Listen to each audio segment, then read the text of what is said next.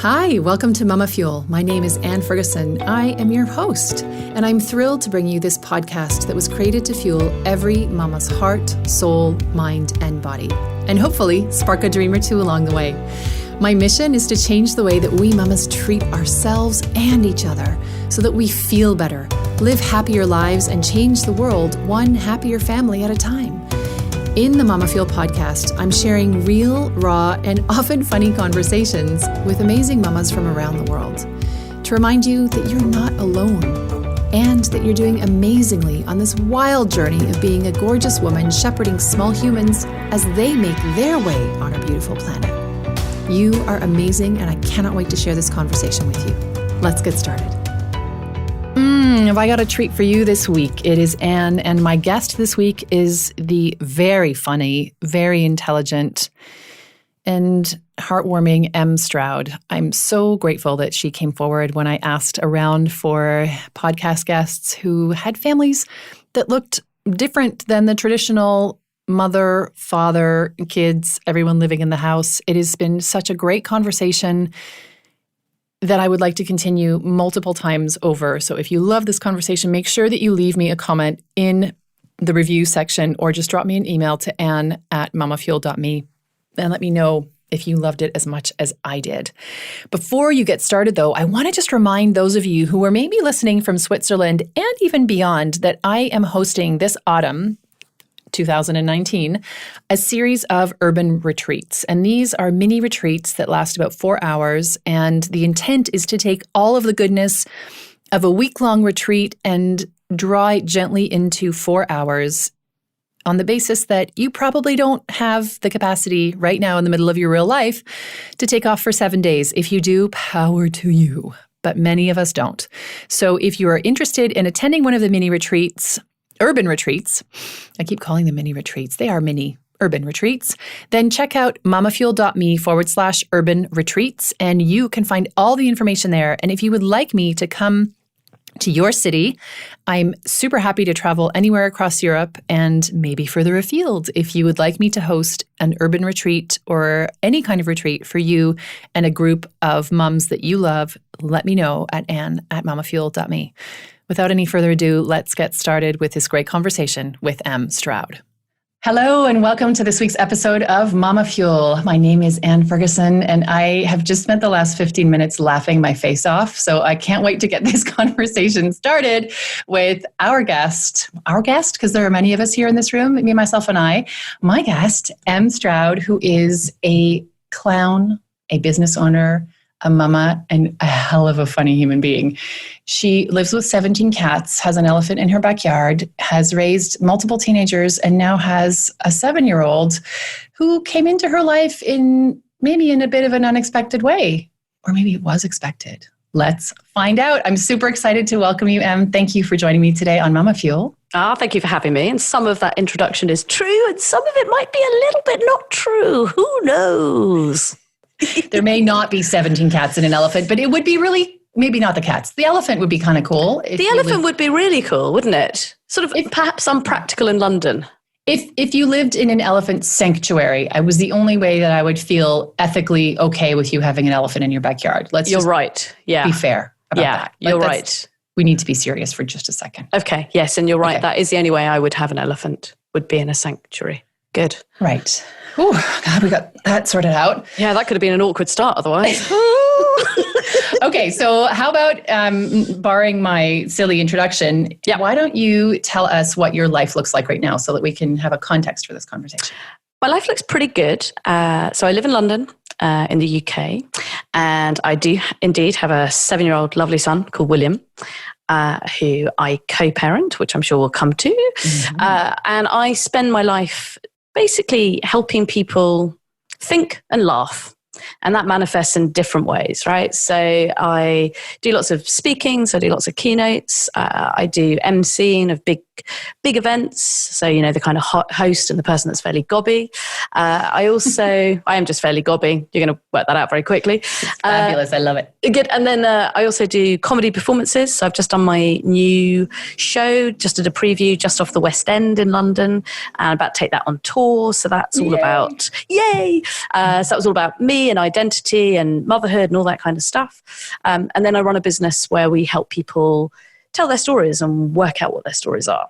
So I sort of float around doing lots of different really cool things. So I have a really varied life, and that for me is really important. And I'm also a clown, and a trained clown, and not a scary clown, like a clown like the observer of life, that type of clown. So yeah, so I have and I write for magazines and all that kind of stuff too.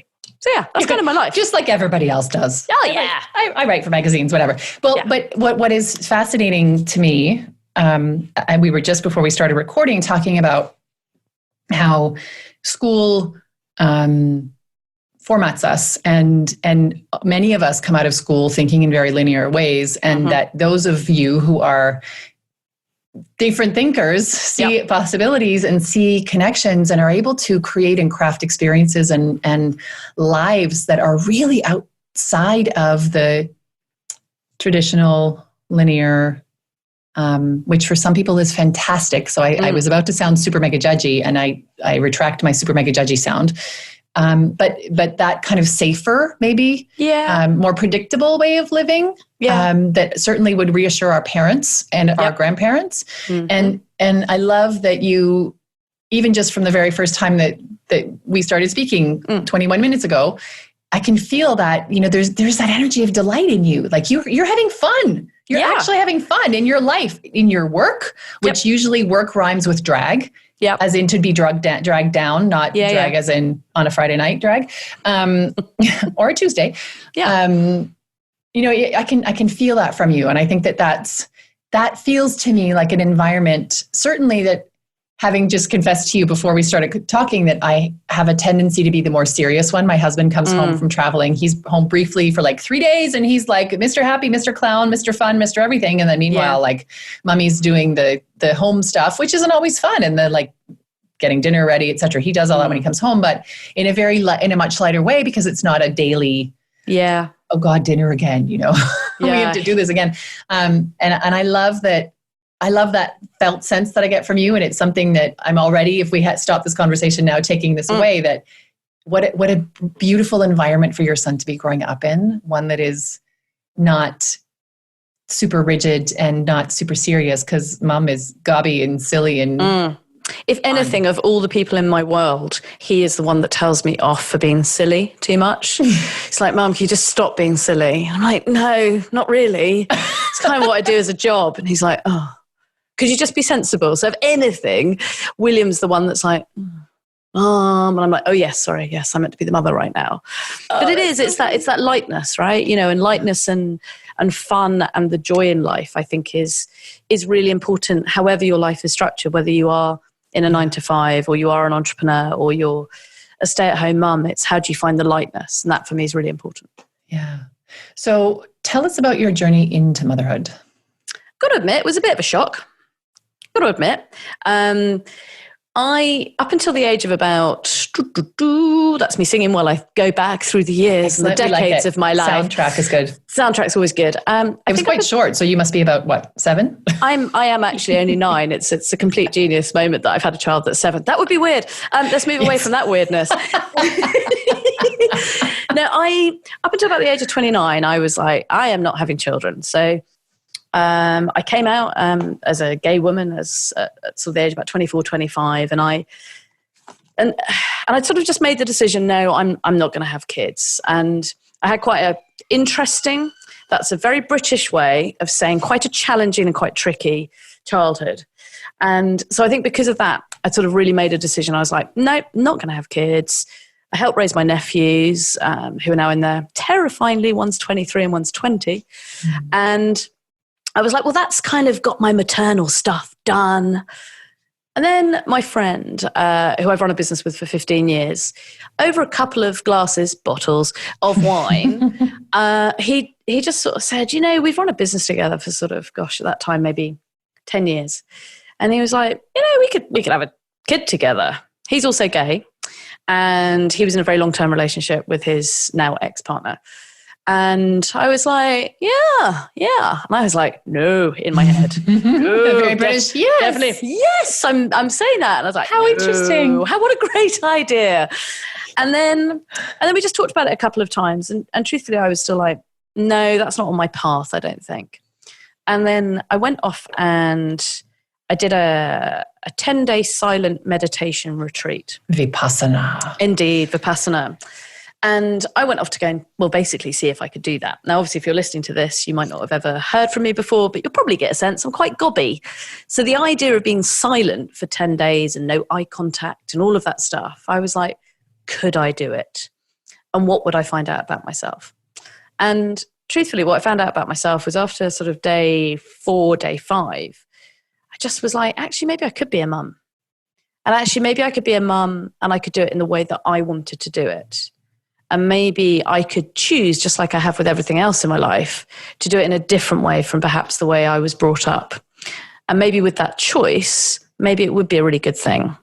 And so I very sneakily, because you're not meant to write when you're on Vipassana, I found the top of a box of Tampax, which has got cardboard on the side, right? Glamour, I know. And my roommate, who obviously I couldn't speak to, had a pen.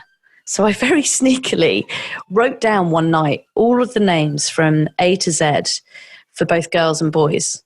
And I made a decision. So I was like, Adam, Bertie, Charlie, whatever they were, right? But I don't think there was Bertie, just to I was just going to say, please tell me Bertie wasn't one of them. I don't think Bertie was actually one of them. So blessings on any Bertie who might be listening, and or if you can see this, I is. actually do have Bertie Bassett as a tattoo on my arm. So maybe that's where the Q came from. Check out our YouTube channel. You'll be able to see that. Yeah, exactly. And I just literally, and then I came back and I said to Dion, I just went, you know what? I wrote him a letter and I said, I think we could do this.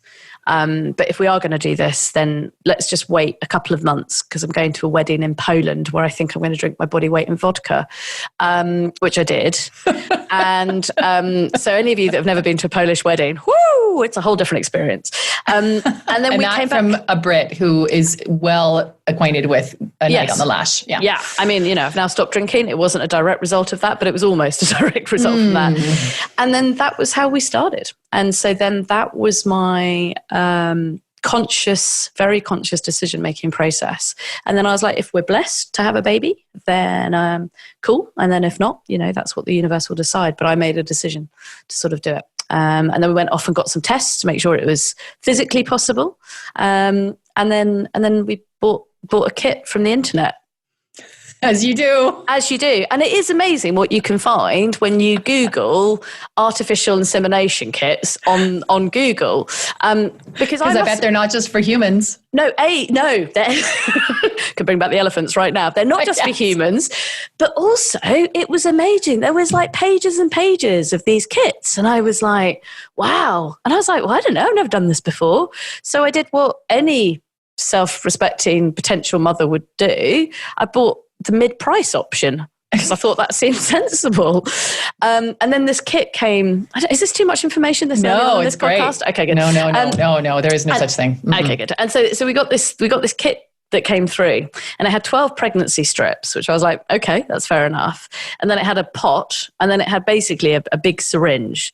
But the instructions literally blew my brain. So it was like, once you've got the semen in the pot, right, which I was in the syringe, okay, got my head around that.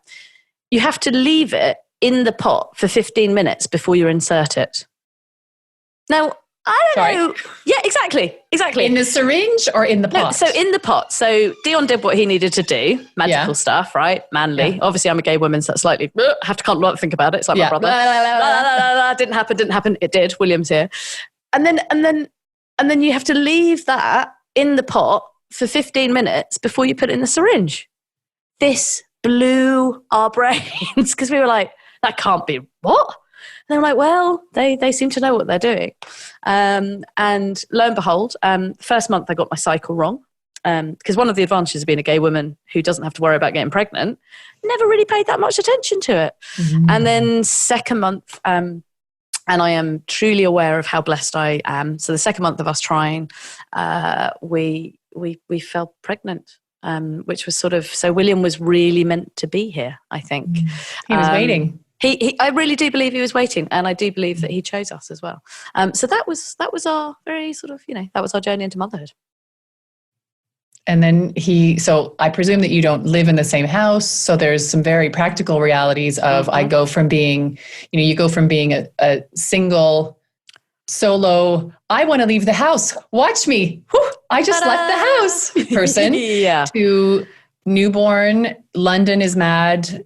Yep. Lovely where you live, but it's still London and it's still mad. It takes 17 hours to go from the southwest to the northeast and tubes and all the things. Yep. To now be co-parenting with your business partner, who is now you're in a whole other line of business. Whole other line of business. And so what does that look like? How do you square? What do we do? I was about to say, how do you square that circle? You're not squaring the circle. How do you find a new way of living, fitting together the pieces? So when William was born, I was with my lovely ex-partner, who is still a very dear friend of mine, and Dion was with his now ex-partner. And to start off with, we very much, Dion and I decided we'd do one day, one day, one day. So one day I had William. So from the get-go, it was always agreed we were going to co-parent. And that meant he was going to have as much input as me. And so literally it was, and at that point we lived about an 8-minute walk away from each other, which obviously we did purposefully. Yeah. And I remember the first time when William was sort of little, very, very sort of baby, and Dion came to get him. And then I went to the pub. I'm setting a really bad precedent about my drinking. I don't drink anymore, but I went to the pub and it was fine. I was having dinner. I'm allowed. You can go to the pub for all kinds of things. Exactly. You can have tea at the pub. Exactly. You can do all those things. And I remember just sort of being at the pub, and then I just sort of text Dion, and then I sort of text him again. And he doesn't, and it's really interesting, he doesn't remember sending this text, but it was probably the most important text he sent to me in terms of the co-parenting start of our relationship. And he just went, I'm fine. If anything's not fine, I'll let you know, but this is only going to work if you trust me. And I just went, yeah, you're right. And I did just have to let go. And I think, obviously you've got all the hormones going through, but in order for us to do it, we had to really agree that that was how we were going to do it. So it was one day, up until William was probably about 1.5 years, I think. Wow. Or maybe 2. And then since then, it's now 3 days. And on the 7th day, we just let him walk around the streets. No, we don't. It just rolls. And then sort of, we did actually try for a period of time. We thought, well, why don't we all move into a big gay house? That's what we called it. So the 5 of us, so us with our now both exes, all moved into a big gay house. And we tried it for a couple of years just to see what it would be like. And there was lots of really positive things about it, but also, that's 2 couples moving into a house. That's 2 couples that, want to do things in different ways, et cetera, et cetera. And so we're now at a place where both of our now exes are still really involved in William's life. So basically we've got a tribe bringing up William. So Dion's ex has him every Wednesday night. And this is the bit that my friends who are straight really hate. So every Saturday, he goes round to Dion's ex's house for the whole of Saturday and does homework. So, yeah. What? He does homework because there's that thing. Because he's a co-parent and not the dad, they've just got into this rhythm. And he loves it, and they both really love doing it. The only downside is that when Dion's ex went away and I had to try and do homework, William just looked at me and he went, Mummy, I just don't think you're very good at homework. I think we should wait until he gets back. And I was like, okay, I could handle a 6-year-old's homework. I'm all right at it. I might be a clown, but okay. And so that's how we navigate it. 3 days, and it's a beautiful way. So I get to have brilliant times when I'm in full mum mode. And then I get to have brilliant times where I'm just as an adult, and I'm now sort of single, so I'm dating and I'm doing my shows, and so my theatre work I can do on the nights when I don't have William, which is brilliant. And obviously we have a WhatsApp group where we put messages, and there's the logistics. Sometimes we forget a pair of trainers, or sometimes we've had to buy a couple of extra coats because but actually, touch wood, it works out all right, and because we all want the best for William. It just works, because also what's brilliant is that we all get our own adult time. And so I still have a very strong, I'm M first, and I love being a mum and I love my son, but I also love my own life and I love my own identity. And that for me was one of the kind of key things, being able to co-parent, which I appreciate not many people can do. No, or if you are co-parenting, it's not by choice, right? It's by something broke. Yeah, it's a divorce. It's something, so there's trauma related and, the people don't like each other, so then they won't communicate and all of that stuff. Their hurt feelings and Yeah. So you said something which sparked a thought that I've been having since this weekend. I did a time of recording. I hosted I called them urban retreats. So it's a half day, all the goodness of a retreat, condensed gently, to not say smushed into 4 hours so that moms drop the kids off at school or creche, come to me, neighbor, come to me, and then are with me for 4 hours. And we do a bit of meditation, a bit of yoga, it's a bit of a smorgasbord. And so, but nourish, right? Really leave feeling seen and nourished. At least that's the goal. Yep. And again, in this conversation came up, I don't want to be just mom. And I, being a writer, get tweaked by language a lot. Words matter to me tremendously, and they matter to everyone, whether you recognize it or not. I'm just a lot more pedantic and serious about words, in a fun way. Always, it's fun. And I remember saying in any conversation when this arises is, you are never just mom. Why are we making being mom less valuable, less important? Why are we devaluing our own roles as the humans who crafted an entire whole other human almost alone? And we had some input. We had some basic DNA, but that's the rest of it is on us, right? And so we crafted an entire human. And then we are accompanying these humans who are journeying with us. And why is that preceded by a just? And so to hear, it's really interesting to me to hear, and that's my own full-on judgment. I'm not even going to pretend I'm not. That's not true. I don't judge anyone who says that they don't want to be just mom. I understand it. And my entreaty, it's not an encouragement. My entreaty is, but you are never just employee. You are never just a wife. You are never just a girlfriend. You are never just a friend. You are all of these things. And you're a kaleidoscope of things. And mom just brings in another, sometimes really sticky, smelly, and poo-covered layer onto all of the other bits of your identity. So talk to me a little bit more about that. And also you have a show, which I didn't even know before I started talking to you. You have a show that talks, do you talk about that in your show around identity? And because I think if you're, so the show is called Me M, and it is all to do with identity and how we show up. And like you, because I create theatre, I'm fascinated with the language that we use. And I spend a lot of time with different audiences. So sometimes it could be a makeup of just women. Sometimes it might be a makeup of just men, because unfortunately at top level in business, the reality is still quite often it's only men, or there might be one or two women there. And one of the things that I notice, which is why I think I say the word just mum, is that when I'm with women, I think there's a choice of language that women can use in terms of I'm a mum, and then it's like, and then I do all of these other things. So they add this kind of caveat. Whereas when I'm with men, it's very rare that they'll talk about fatherhood in the same way, even though that they'll completely impact it. So in terms of our own identity and how we frame how we show up, I find it fascinating how as women, there's I'm a mum. And then sometimes what I notice is then all of the rest of the parts that you've identified then just fall away. So suddenly motherhood becomes like this main kind of like, I'm a mum. And that's cool if that's what you want to do. But I'm really curious about, so what is it that then stops women then sort of saying, so I'm a sister, or I'm an aunt, or I'm a business owner, or I'm a lawyer. And like I was chatting to a new mum at Williams School. And I was trying desperately, because I'm always interested about the person over and above the mum. And it was a parent's... The role, yeah. Yeah, PTA. And all she started off talking about was all to do with kids. And after about 5 minutes, I was like, so tell me about you. And she just looked flummoxed. Yeah.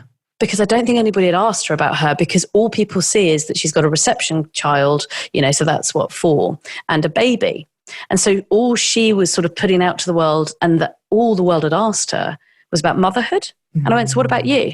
Turns out that she's also like this amazingly senior project director in engineering. She ran X, Y, and Z. She used to do triathlons and all this stuff. And that to me is the just. It's like, I don't want to be just a mum. It's like I'm M first, and then I have all of these different parts. And that's probably why I use that word. What do you think? What do you think is the way out of that? Because I find that it's like this. It's a very triggering conversation, right? Yeah. I value my role as a motherhood. This podcast is called MamaFuel. Why? Yeah. Because by identifying ourselves as mamas, we put ourselves in a box. Yep. We have babies, whatever way they came to us, whether by fostering, adoption, birth, all the things. And that it puts us in a box. And as you were talking about this woman who was the athlete and the engineer and the business, huge business brain, etc. What stood out for me was, someone pulled the huge mum box off the shelf, dumped her in, shoved it back. Yep. And we no longer see the colors of her kaleidoscope. We no longer see the texture and shape of her being, because what we are interacting with in a way is a role. Yeah, exactly. And I think you fit the nail. So my previous show was called Coming Out of My Box. and it was called Coming Out of My Box. I didn't know that, just for the record. No. She didn't know this. This is new information that I'm sharing with you.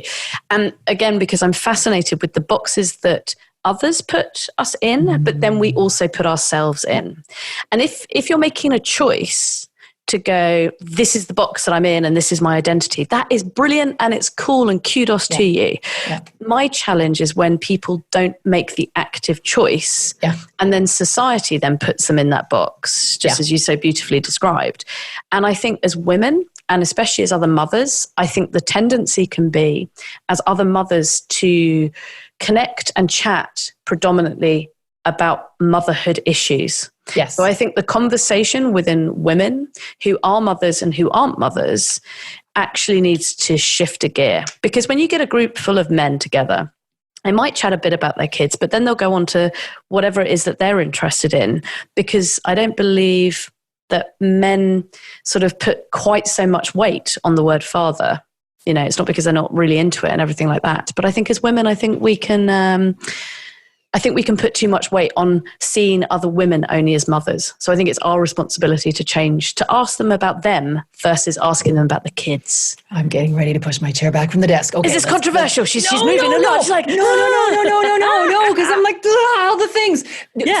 So a whole bunch of different things are coming up as you're talking, and I just want to pin some of them because don't sleep enough and forget things. Yep. And also I'm literally being blinded by the light coming in through I'm in a basement and we have this like beautiful mirrored structure in the well, the light well. And it literally shines, like I can see the sky and it shines light into my eyeballs. So if you're watching the video, that's what's going on.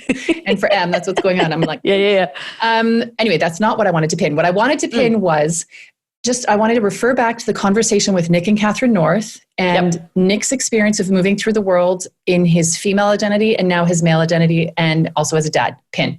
I also wanted to pin what you said about that dads don't put as much weight in the role of being dads, pin. I also wanted to just come back, because if I don't do this, I won't remember. I also want to come back to what you were saying about women who are mothers having conversations around issues to do with motherhood, pin. And the last thing that I'm going to start with in the end is what you just said, something that made my hackles go up, because it's true. And you were saying that conversations amongst mothers need to change, and conversation and how we treat each other and what we interact upon. Yep. And I was at a PTA meeting this morning, and I myself have had, and I think about this stuff a lot and talk about it a lot. I myself have had conversations this year, at the beginning of the school year. How are you? How was your summer? Yeah, the kids went to camp. No, that's not the question. And sometimes I'm like, well, there was some really good stuff this summer and some really tough stuff. We had a lot of family things going on. We buried my dad's ashes, et cetera. And I just see them glaze because they're like, no, that's not what I wanted to know. And so you had said the conversations between mothers need to change, and the conversation between women who aren't mothers. And what I would like, and my mission statement with MamaFuel, I want to change the way that we treat ourselves, and therefore change the way that we treat each other as beings, but particularly as mothers. And we need to be having more conversation with people who aren't mothers about things that aren't mother related, because there is so much depth to you. Yep. As a clown and a business owner and a business partner and a traveler and an MC. Like, I could take this conversation 17 ways from Sunday and still not know all the things, because it's our first conversations. And intersectionality is my last point before we go back to the pins. Okay. I did a podcast interview with Lizzie Rosinko, and I don't know if I'll be publishing that one before I publish our conversation, but we talked about how when we have meetings, when we interact with someone, I met her at a great camp called Camp Good Life Project in 2018, and it was a collection of 436 heart blown open people who were hugging each other and having real conversations from, hi, tell me what's alive for you. And you're like, it was full on. And so Lizzie and I met, and she said to me, right now I'm lifting weights. Right now I'm at my slenderest I've ever been. I've never been as strong as I am right now. What you don't know is that I've also been a size 16. What you don't know when you meet me today, or you met me last summer, I'm married with 2 kids, is that I was in a long-term committed relationship with a woman for 5 years. You don't, we think when we meet people, there's this intersection of 2 people whose paths are crossing in a moment. Yeah. And what about all the moments that led up to it, and all the moments that are to come, and everything that surrounds that moment? How can those things be brought into the conversation? And how can we have exchanges that say, I see you. Yeah. I see your role as a colleague, as a tea maker, as a fishmonger, as a whatever. Do you know what I mean? Yeah, completely. Not just I see you and the clown, or I see you on the stage, or I see you as this mom of a co-parenting tribe of, oh my God, I so envy you, the tribe, by the way. Just a footnote. I think everybody should have a tribe, by the way. Oh my God, everybody should have a tribe. We need to think outside the box. But we are so sure somehow, I don't know how this happened, we become so sure that we know a person. Yep. Right? Yeah. And we don't. Not at all. And I think we get scared. I think with sort of one of my other hats in terms of helping people work out what their stories are, I think people get really scared about really owning their story and really speaking their truth. And I think as a result, I think we spend a lot of time putting masks on. And it's like, this is how we're going to be when I'm a mum. And this is what it means to be X. And I think there's fear underneath that. I think there's concerns. I think there's a worry about, if I show up as all of me, will I be accepted? Will I not be accepted? And in order to get to a place where you're like, this is me and this is where I'm at, that takes a lot of personal growth. That takes a lot of investment in self. And I think naturally, for those of us that are massively time poor to do that, and especially mothers, they put themselves always at the bottom. And actually, one of the things that I think really has to change in order for the conversation to change is that mothers in particular have to start putting themselves at the top. Yes. Because if you start putting yourself at the top, then actually what you're doing, because ultimately we're not judged by our words, we're judged by our behaviors. And so if you're always running around after everybody else and everything like that, and your kids are witnessing that, you are setting that as that's the behavior. And for me, one of the things that I have to be really careful that I don't get soapboxy about, I don't believe that conversations are going to shift in terms of mothers and parenting and that whole thing about more women being more senior, if that's your driver at business, until more men do what Dion does. But in order for men to do that, as in to co-parent, it takes the women to change, because men would happily do that now, but I think us women have to change. Yeah. And I for me, it's then how do we then start having these really brave conversations? And that's why I agreed to come and do this, because to me I think it's really important that people hear different stories just to hear what's possible, not because my way is right or best, but it's different, and maybe you could shift something so that you could have a little bit more time as a mum. Well, and it works for you, Exactly. It reminds me of, I can't remember who it was now, someone who was in a long-term committed relationship, was married, and they divorced, and they ended up buying 2 halves of a semi-detached house so that their kids could just go between one half of the house and the other, and still had mom and dad all the time with them. Amazing. Yeah. And does that require compromise? Yes. Is it potentially tender and a bit uncomfortable and awkward? Yes. Who's most important here? The relationship with kids, and also putting yourself first in as far as not wanting to be alone parenting all the time. Yeah. There are so many other ways of doing it. And we were talking before we started about different ways of thinking and of looking at things. And why can't we be creative about the way that we set up our lives? And this brings us back to this. I frequently have this conversation, and I haven't figured out what the why is, but this conversation about somehow my observation is that by and large in Anglo-Saxon culture, because I can't speak for all cultures, but Anglo-Saxon cultures, grew up in Canada, know a lot of people and have, lots of friends in the US and family, lived in the UK, so I haven't covered all of it, but I've got friends and contacts in most of the Anglo-Saxon world. And there seems to be this pervasive women not lifting each other up, women not celebrating each other's successes, women not cheering each other on. It's like we have this pre-programmed negative bias. We do anyway. All humans have a pre-programmed negative bias, but we have this extra uber negative bias towards each other, and we're looking for cracks. And it's not malicious. It's just on some level. Yep. There are a lot of women, and I'm not saying all women, but a lot of women who grow up and then raise girls to be excluding each other, being unkind and judgmental to each other, banding together with those that are the same and not engaging in brave conversations about I'm genuinely interested in how you have set up your family. You guys used the syringe for 15 minutes in a pot method or the pot for 15 minutes. See, I would have gotten it wrong. Anyway, you've built a family and you now have 4 people parenting your son. Holy crap. And that doesn't include the godparents, the godless parents, because we have a couple of people that are atheists, and some grandparents that actually none of the grandparents are by blood.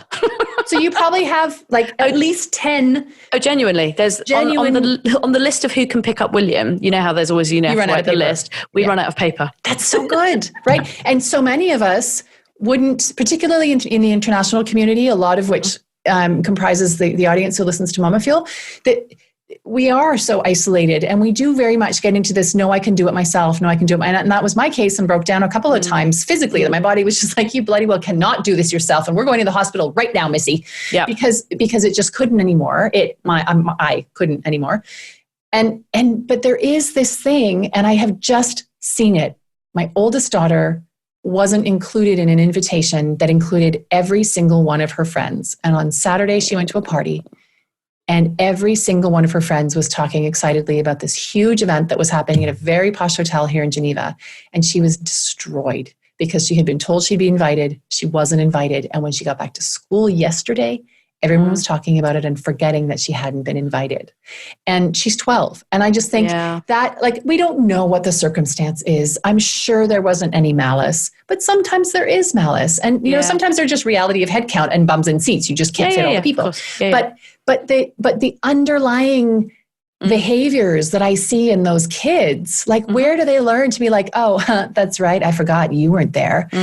What, they don't learn that out of well, they probably do learn it out of books, because I have huge issues with middle school and preteen literature, which is a whole other conversation, that normalizes that kind of bullying behavior. But it's normalized because the parents do it, because they learned it from, et cetera. And it is part of a bigger cultural conversation. Certainly when you see, God, in the UK right now, the Leavers and the Remainers, they're not talking to each other. Nobody's having a conversation where they, it's all, I want to be right. I want things to happen how I want. And this is the only way. And this is the only way of respecting democracy. Or you look in the US, you don't have Trump's acolytes sitting down in conversation with Marianne Williamson and listening to her spiritual take on what it would actually mean to have an exchange of political views and see if we can find a way forward.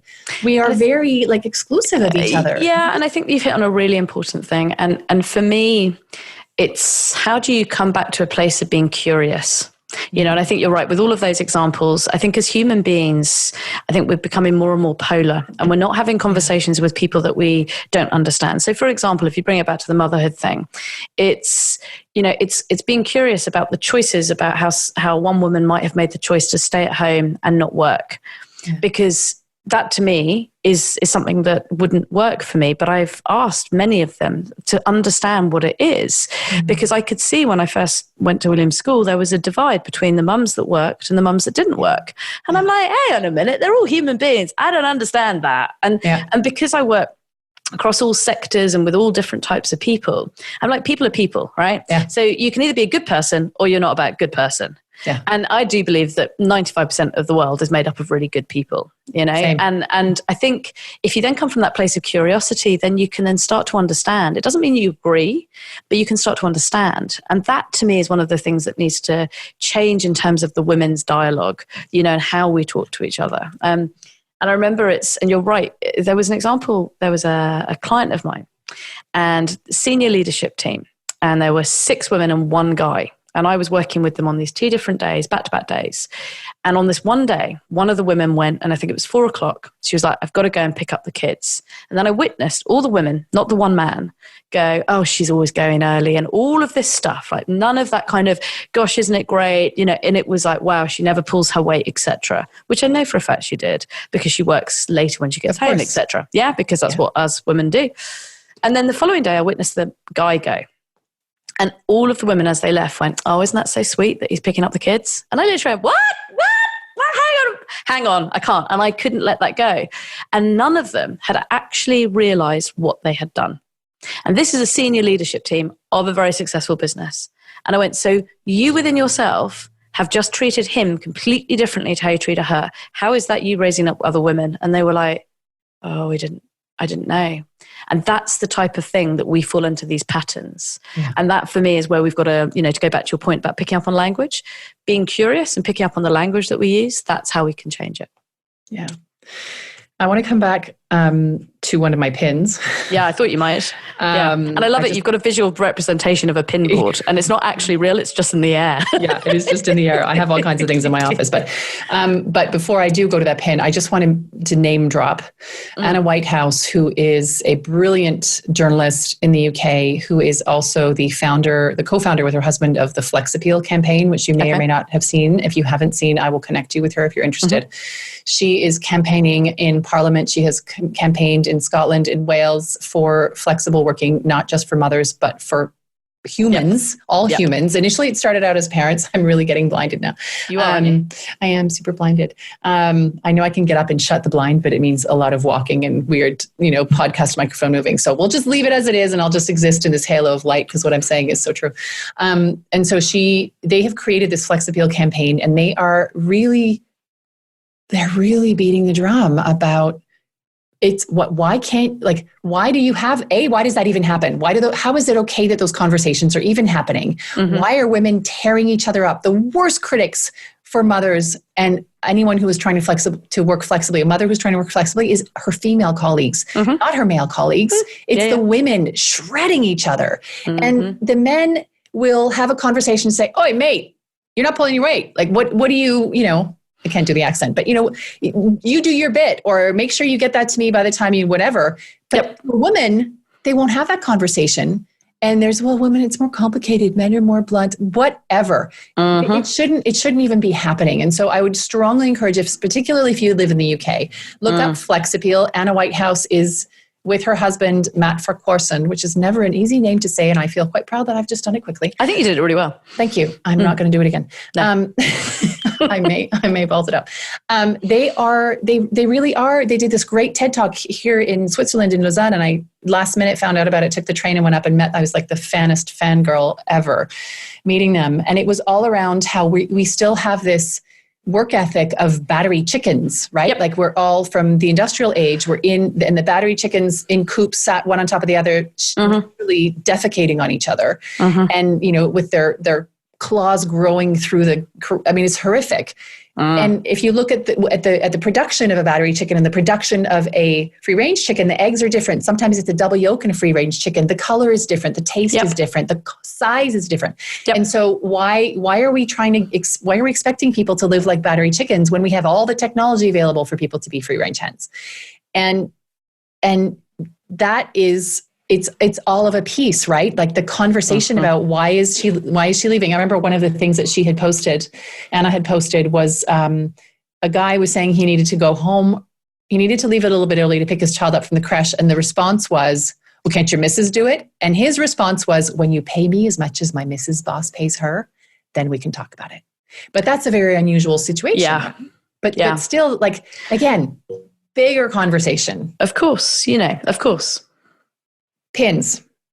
You Bing, bing. Pin one. You had said, "Oh, I'm scared. I feel like one of them is slipping."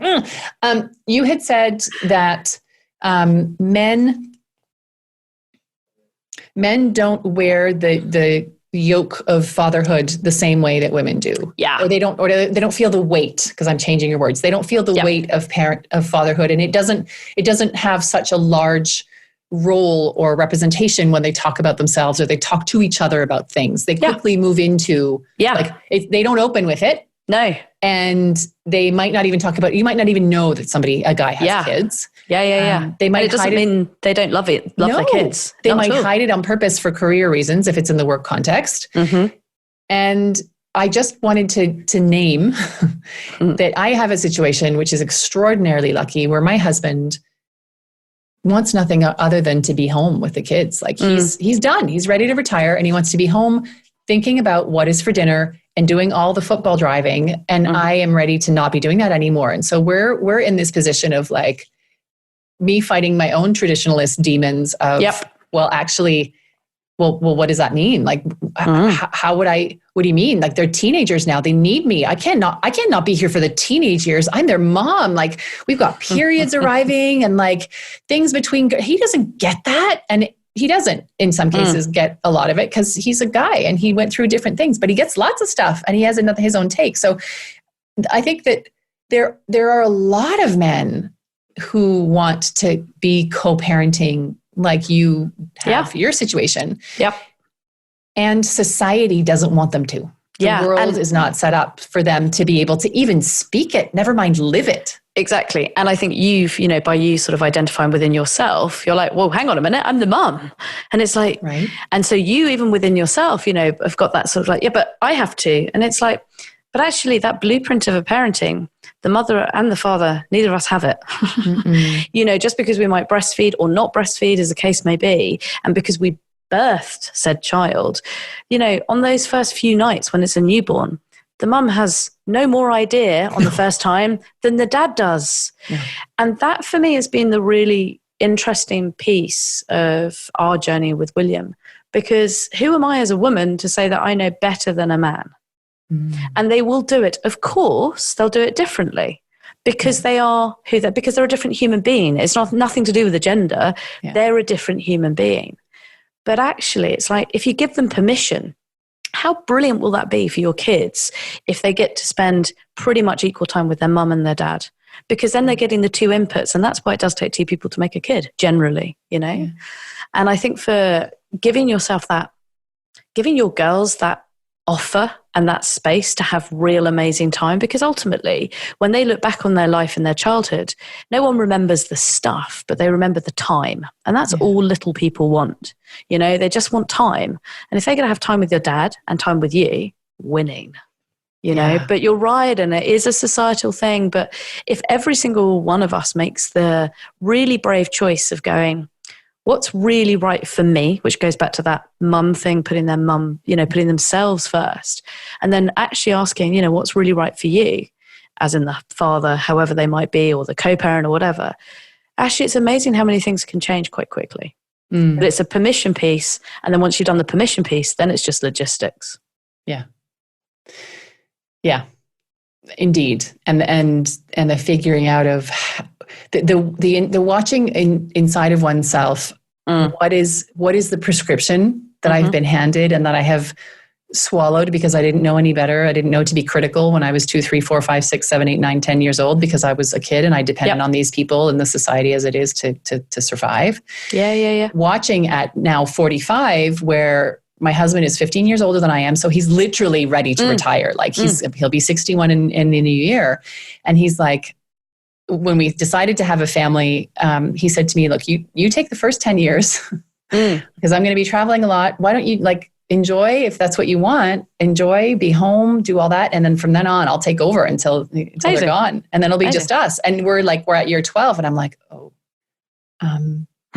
But like, it's the three girls against the world. Like, what do you mean? I can start traveling. I can, and he still travels a lot, but he's going to wrap that up. It's going to, his career will come to its natural close in the corporate world. And it's not going to be the end because we have young kids and. And then your girls will get to see their mum going off and flying literally and metaphorically, especially at a time where they're trying to work out how do they sit in the world. And for me, whether you've got a boy or a girl, I think it is our duty. I think as a generation, I think we've messed up in lots of ways, and every generation always will. But I think it's our duty with young people now as women to go, women can do whatever men can do, and men can do whatever women can do. Yeah. So what a gift to your girls when they go, as they're going through, how do you show up in the world? How do I show up in the world? And they go, oh yeah, my mum's off doing that and my dad looks after me. Yeah. That is then the biggest gift, because then you're showing with behavior what's possible in what is, dare I say, sort of a traditional family setup historically. In that we have a mom and a dad and we're married and we live in the same house. Exactly. Yeah. So how cool is that? And then they're like, so mum did the younger years because dad was doing that. And now it's mum's turn to go off and fly. And now dad does that. Cool. Yeah, for sure. Lucky girls. You're blinded by the light. Blinded by the light. I'm so trying not to sing. I'm going to do it eventually. Yes. And I often think, what a gift it is to them to have. I mean, my husband has his flaws, God bless him, and so do I. Maybe God has blessed me a bit more. It's called being human. And it's being human. And also, he's incredibly tender and gentle and loving. And if my kids find a partner of any gender description who is that way. Yeah. And if nothing else comes of it, then this is what love looks like, can look like. Being safe with someone and accepted and loved and held and witnessed and encouraged. I mean, God, I don't know why I keep saying God. I don't even believe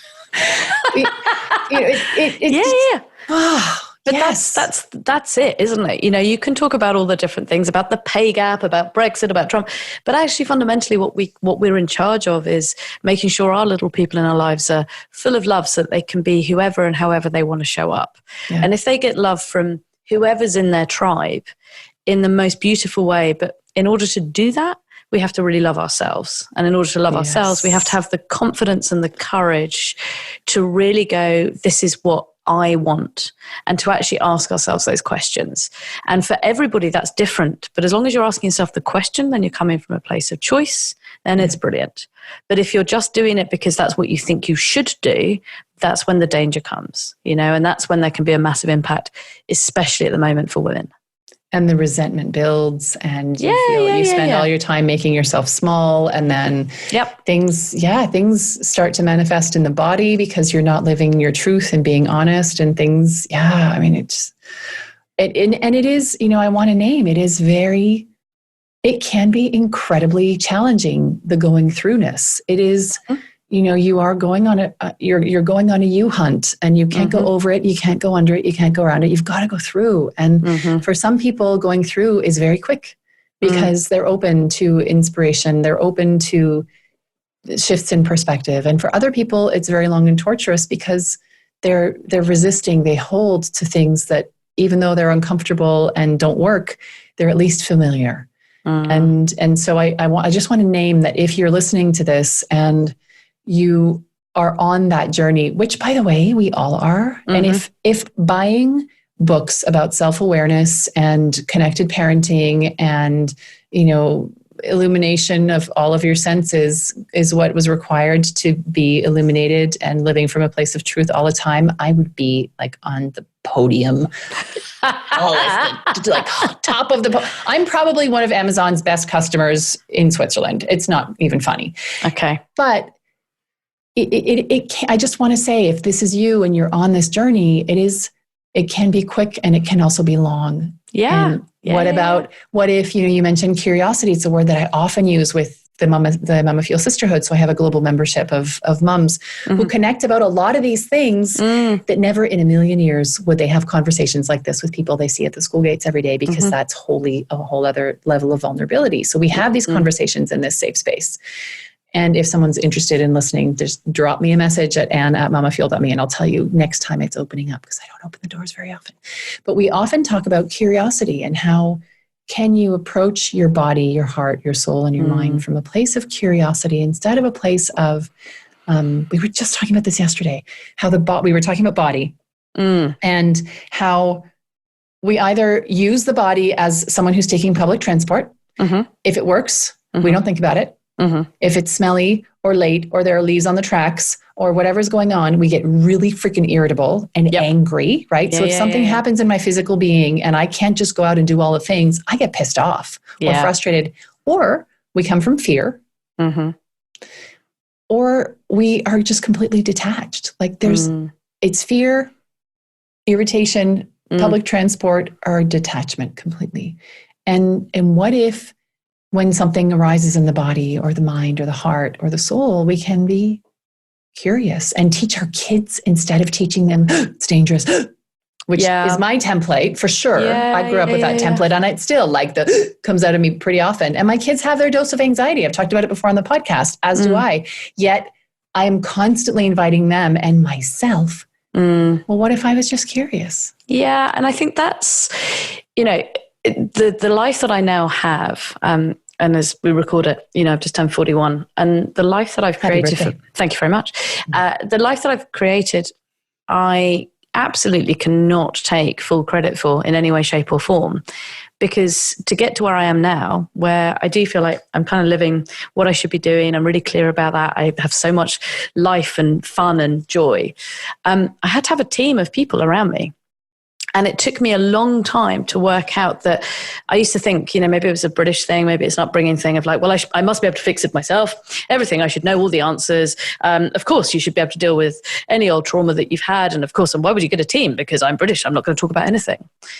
And actually, in order to get to this place where, I can own the fact that I'm a clown. I can own the fact that I did a TED talk dressed as a banana, and I own all the different facets of me. Yeah, just throw that one in there. You are so going to give me a link to that. Yeah, I'll send a link. And for me, it was like, I think especially as women, we have a real challenge, and I'm talking about myself and also all the people that I've worked with in the time, of investing in ourselves and getting a really good team. Yeah. So as I speak to you right now, on this day of recording, I have a really good therapist, I have a really good coach, I have a really good personal trainer, and I have a massage stroke physio person that I go and see.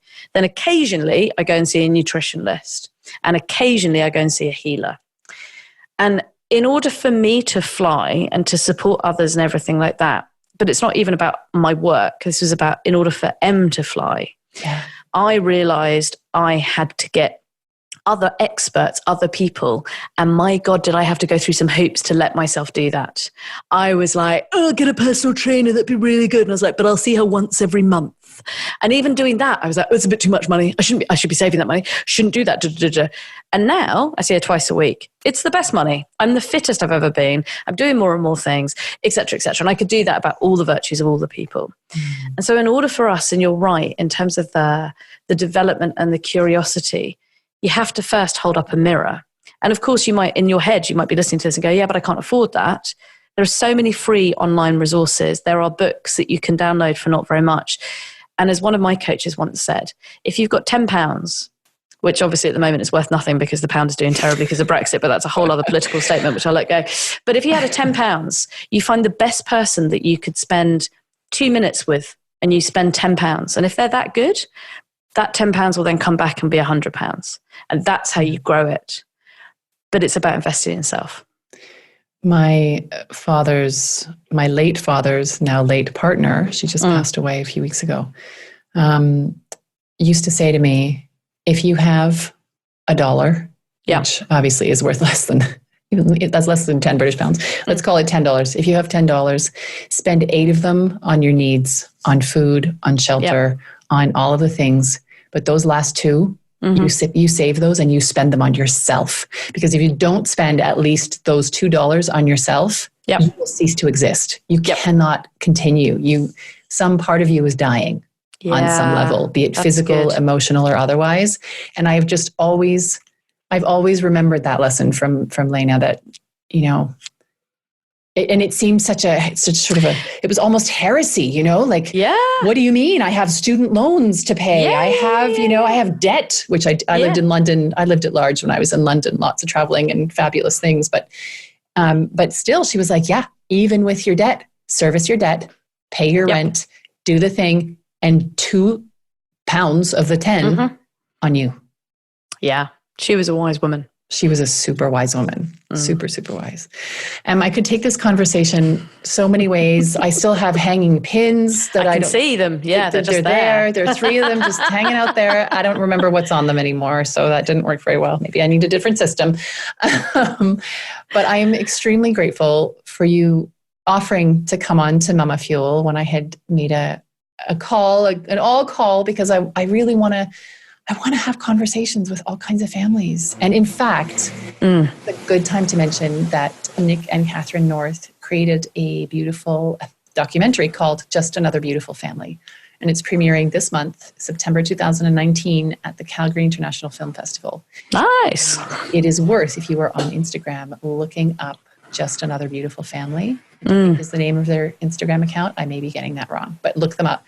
And they're trailering the video, because it's all about, there are different kinds of families. Of course. Thank you. I really appreciate you sharing your story. And like I said, I'd love to do a part 2, 3, 4, 5. Yeah, I'd love to. It's been lovely. I'll bring the elephant in. Thank you very much for having me. It's been lovely. Thank you so much. We'll speak soon. So many good things to think about out of that conversation. The one that really sticks in my mind is Emma's encouragement to get curious. And how do we get curious about each other? We don't need to agree, but how can we get curious about each other's ways of living, about each other's choices, about each other's lifestyles, and celebrate each other and how each other live and love? It's such an important piece, both for us as humans and also as leaders of our children, role models, templates upon whose behavior they're going to be basing their own and therefore shaping the future. I asked Em to give me her contact details so you can, I won't give you her contact details, but I'll give you different links in the show notes so that you can find out where to follow her work and maybe to catch one of her shows. I'm super excited. I'm going to hope to go this autumn 2019 to see her live show, which would be amazing. And also, don't forget, if you're living in Switzerland, the autumn of 2019 is when MamaFuel's urban retreats go on the road. I'm going to Basel, Bern, Egg, and Zurich before Christmas, and hosting one urban retreat every month in Geneva as well. So make sure that you go to mamafuel.me/urban retreats, and you will find all the information. I'd love you to sign up, and I hope to see you there. Bye for now. That's it for this episode of MamaFuel, the podcast. Thanks for listening. There's a lot more conversation, sharing, and real mama talk happening in our private Facebook group. To join the virtual village, go to www.mamafuel.me/Facebook. That's MAMAFUEL.me/Facebook. And be sure to say hi when you get there. If you like this episode, or if you know a mama who could use a little mama fuel, and let's face it, we all have times when we're running on fumes, I'd love you to share this episode and to rate it and leave a review. The algorithms work that way. The more reviews there are and the more sharing there is, the more mamas will be able to feel encouraged and supported with the conversations that you just listened to in MamaFuel. Every comment helps, and it's always a super delight to hear from you. Thanks, and bye for now.